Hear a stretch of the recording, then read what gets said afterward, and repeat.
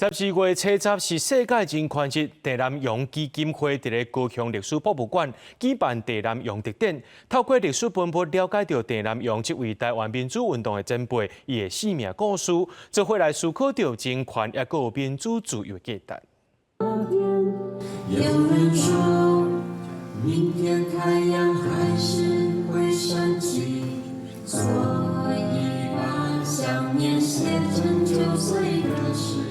陈南榕的查某囝陈德梅，甲思念爸爸的心情写作诗，伫咧初10世界人权日即天放送。陈南榕基金会伫咧高雄展出100趴言论自由、陈南榕甲自由时代特展，透过6个展区的大数据，用杂志、画等等的历史资料，互民众了解台湾戒严时期对言论自由的期待。一寡较有地些，还是讲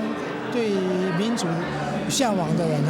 他就被台湾的这辈的戒严就受到了伤害，甚至丧失了生命。韩国因为着戒严这个代志，大家愤怒加上街头的时阵，咱嘛是爱思考讲台湾的民主自由，咱现处是咱是要安怎来甲伊守护。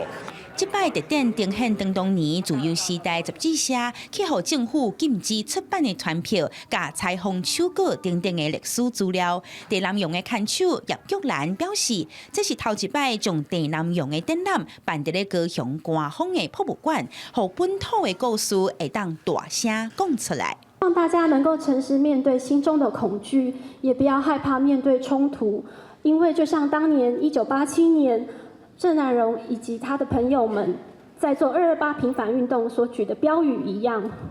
诚实的历史，健康的社会，唯有诚实的把过去发生什么事说出来，我们的社会才能够健康的往前迈进。延续陈南榕基金会台北的特展，这摆结合高雄历史博物馆，会展出到明年4月，5万民众做伙来守护，真无简单得到的民主自由甲人权。记者邱朝阳高雄报道。